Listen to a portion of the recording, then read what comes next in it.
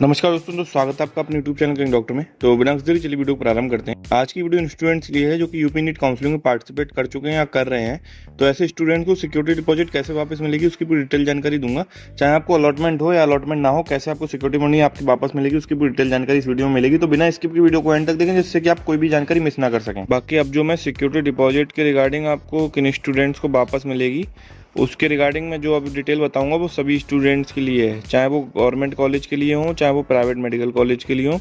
आपको कोई भी कॉलेज अलॉट हुआ हो या ना अलॉट हुआ हो, आप किसी भी कॉलेज के लिए काउंसलिंग करा रहे हो यूपी नीट काउंसलिंग के थ्रू, तो आपके लिए ये इन्फॉर्मेशन है। आप सभी के लिए, चाहे आप अपग्रेडेशन के लिए जा रहे हो चाहे फ्री एग्जिट कर रहे हो, सभी एक बार वीडियो को जरूर देखें। चाहे प्राइवेट के लिए जा रहे हो चाहे गवर्नमेंट मेडिकल कॉलेजेस में एडमिशन लेने के लिए जा रहे हो, इस वीडियो को एंड तक देखें। अब आइए पहले मैं आपको अपग्रेडेशन प्रोसेस के बारे में बता देता हूँ। काफ़ी सारे स्टूडेंट्स का इंस्टाग्राम पे मैसेज रिलेटेड आ रहा है। तो देखिए, अपग्रेडेशन में आपको सिंपली कुछ नहीं करना है। आप एडमिशन प्रोसेस, आपको जो फर्स्ट राउंड में कॉलेज अलॉट हुआ है आप उसमें अपना एडमिशन प्रोसेस कंप्लीट करा लें। 26 अगस्त तक लास्ट डेट है। अगर डेट एक्सटेंड होती है तो उसकी भी अपडेट मैं दे दूंगा। फिलहाल अभी तक 26 अगस्त लास्ट डेट है। 26 अगस्त तक आप कोशिश करें अपना एडमिशन प्रोसेस कंप्लीट करा लें, सारे डॉक्यूमेंट सबमिट कर दें नोडल सेंटर पे, और अपने ट्यूशन फीस की डीडी भी सबमिट कर दें नोडल सेंटर पर। उसके बाद आप एलिजिबल हो जाएंगे अपग्रेडेशन के लिए। अपग्रेडेशन में आपको सिंपली क्या करना है, ना ही आपको दोबारा से सेकेंड राउंड में रजिस्ट्रेशन करना है, ना ही आपको सिक्योरिटी मनी और रजिस्ट्रेशन फीस पे करनी है। आपको सिंपली चॉइस फिलिंग करनी रहेगी। चॉइस फिलिंग जैसे आपने फर्स्ट राउंड में की है ऐसे ही आप सेकेंड राउंड में करेंगे। लॉग इन करेंगे और चॉइस फिलिंग करेंगे और चॉइसेस को लॉक करेंगे। अगर आप चॉइस फिलिंग में चॉइसेस को लॉक नहीं करते हैं तो आपकी चॉइसेस को अमान्य कर दिया जाएगा। तो इसलिए चॉइसेस को लॉक भी करना जैसा फर्स्ट राउंड में आपने किया था। और अपग्रेडेशन में अगर आपको कोई भी न्यू कॉलेज अलॉट हो जाता है तो आपकी जो फर्स्ट राउंड की सीट है वो कैंसिल हो जाएगी। और अगर आपको सेकेंड राउंड में अपग्रेडेशन में कोई भी कॉलेज अलॉट नहीं होता है तो आपकी जो फर्स्ट राउंड की सीट है वो वैसी ही रिटेन रहेगी। आपकी वो सीट कैंसिल नहीं होगी। फर्स्ट राउंड की सीट आपकी वैसी ही रिटेन रहेगी, यानी कि कैंसिल नहीं होगी अगर आपको कोई भी न्यू कॉलेज अलॉट नहीं होता है। और अपग्रेडेशन करते समय चॉइस फिलिंग में एक बात का विशेष ध्यान और भी रखें कि आप उस कॉलेज को फिल ना करें जो आपको फर्स्ट राउंड में अलॉट हो गया था, क्योंकि अगर आप उस कॉलेज को दोबारा से फिल कर देंगे और वही कॉलेज अगर आपको अलॉट हो जाता है तो आपको दोबारा से नोडल सेंटर पर विजिट करके सारा एडमिशन प्रोसेस अपना कंप्लीट कराना रहेगा। और अगर आप ऐसा नहीं करेंगे तो आपकी सीट जो है वो कैंसिल कर दी जाएगी और आपकी सिक्योरिटी अमाउंट भी जब्त हो जाएगी सेकेंड राउंड में। तो इस बात का विशेष ध्यान रखें, नोडल सेंटर पर विजिट जरूर करें। अगर आपने वही कॉलेज दोबारा से फिल कर दिया है तो पहले कोशिश यही करें कि उस कॉलेज को फिल ना करें जो आपको फर्स्ट राउंड में अलॉट हो गया था। बाकी फ्री एग्जिट के रिगार्डिंग भी काफ़ी सारे स्टूडेंट्स के डाउट थे। तो फ्री एग्जिट में आपको कुछ नहीं करना है। अगर आपको कॉलेज अलॉट हो गया है तो आप उसमें एडमिशन प्रोसेस अपना कंप्लीट ना कराएं, और अगर आपने कंप्लीट करा लिया है तो आप रिजाइन दे दें। रेजिग्नेशन देने का टाइम ऑफिशियली जल्दी डीजीएमई रिलीज करेगा, तब मैं आपको चैनल पर अपडेट दे दूंगा। जैसे ही सेकेंड राउंड की चॉइस फिलिंग स्टार्ट होती है उससे 2 दिन पहले तक आप रिजाइन दे सकते हैं अगर आपको कॉलेज में एडमिशन नहीं लेना है। फर्स्ट राउंड में फ्री एग्जिट है, इसलिए आपको आपकी सिक्योरिटी अमाउंट वापस मिल जाएगी अगर आप रिजाइन भी देते हैं। तो अगर आपको कॉलेज नहीं लेना है तो आप फर्स्ट राउंड में ही सोच लें, क्योंकि सेकंड राउंड में अगर आपने चॉइस फिलिंग स्टार्ट हो गई और उसके बाद अगर आप रिजाइन देंगे तो आपकी फिर सेकंड राउंड के जो रूल्स हैं जिसमें कि आपकी सिक्योरिटी अमाउंट जब्त कर ली जाएगी तो वो आपको वापस नहीं मिलेगी। तो इसलिए सोच समझ के आप रेजिग्नेशन के लिए जाएं। अगर आप कॉलेज नहीं लेना चाहते हैं तो आप रिजाइन दे सकते हैं, अगर लेना चाहते हैं तो वेल एंड गुड, तो आपको कुछ नहीं करना। अब आइए, बिना आपको बोर किए जिसलिए आप वीडियो देख रहे हैं, सिक्योरिटी डिपॉजिट किन स्टूडेंट को वापस मिलेगी उसके बारे में मैं आपको एक एक करके पूरी डिटेल जानकारी देने जा रहा हूं, तो ध्यान से सुने। सबसे पहले बात करते हैं उन स्टूडेंट्स के लिए जिन्हें फर्स्ट राउंड में कोई भी कॉलेज अलॉट नहीं हुआ था और वो सेकंड राउंड या आगे किसी भी राउंड में पार्टिसिपेट करना नहीं चाहते हैं। तो ऐसे स्टूडेंट्स को क्या करना है, ऐसे स्टूडेंट्स को अब आगे कोई भी प्रोसेस नहीं करना है। आपकी सिक्योरिटी मनी जब काउंसलिंग एंड हो जाएगी उसके विदिन अ मंथ आपको वापस आपके अकाउंट में मिल जाएगी जिस अकाउंट से आपने पे की होगी।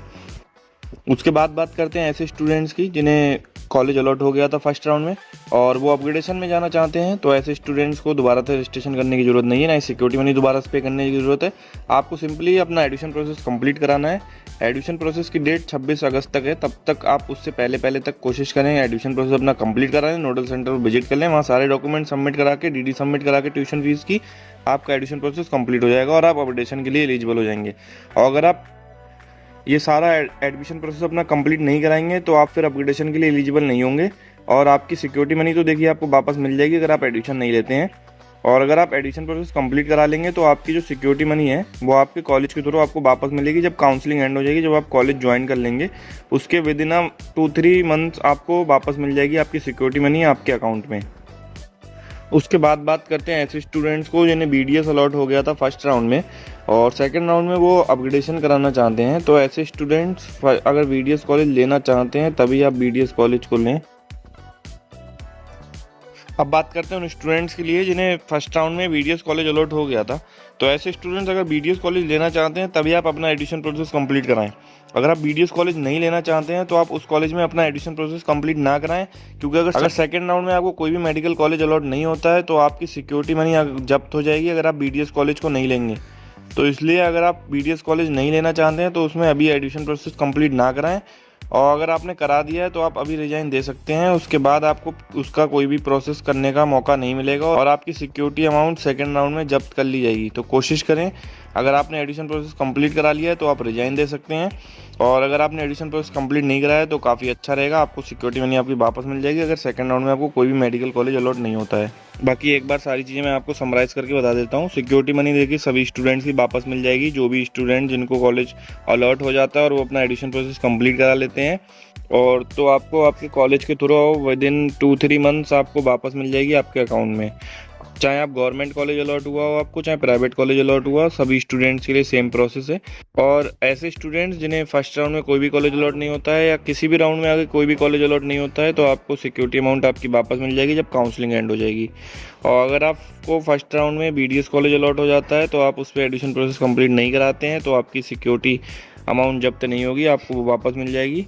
और अगर आप नेक्स्ट राउंड में जाना चाहते हैं तो आप नेक्स्ट राउंड के लिए पार्टिसिपेट कर सकते हैं, कोई भी इशू नहीं है। बाकी अपग्रेडेशन के रिगार्डिंग भी ऑलरेडी मैं आपको बता चुका हूँ। अपग्रेडेशन में सिर्फ आपको चॉइस फिलिंग करनी रहेगी, ना ही रजिस्ट्रेशन करना है, ना ही सिक्योरिटी डिपॉजिट पे करनी है, ना ही रजिस्ट्रेशन फीस पे करनी। सिंपली आपको सिर्फ चॉइस फिलिंग करनी रहेगी और आपको कोई भी प्रोसेस नहीं करना है। चॉइस फिलिंग करने के बाद चॉइसेस को लॉक करना है, बस आपको यही अपग्रेडेशन में करना है। उसके बाद जो स्टूडेंट्स फ्री एग्जिट के लिए जाना चाहते हैं, फ्री एग्जिट में भी आपको कुछ नहीं करना है। अगर आपको कॉलेज अलॉट हो गया है तो आप उस पर एडिशन प्रोसेस कंप्लीट ना कराएं, और अगर आपको कॉलेज अलॉट नहीं हुआ है तो आप ऑलरेडी आपको आगे कोई भी प्रोसेस कंप्लीट नहीं कराना है। आपकी सिक्योरिटी अमाउंट आपको वापस मिल जाएगी जब काउंसलिंग एंड हो जाएगी उसके विद इन अ मंथ। बाकी उम्मीद है आप सभी के डाउट्स क्लियर हो गए होंगे अपग्रेडेशन के रिगार्डिंग, फ्री एग्जिट के रिगार्डिंग और सिक्योरिटी डिपॉजिट किन स्टूडेंट्स को वापस मिलेगी उसके रिगार्डिंग।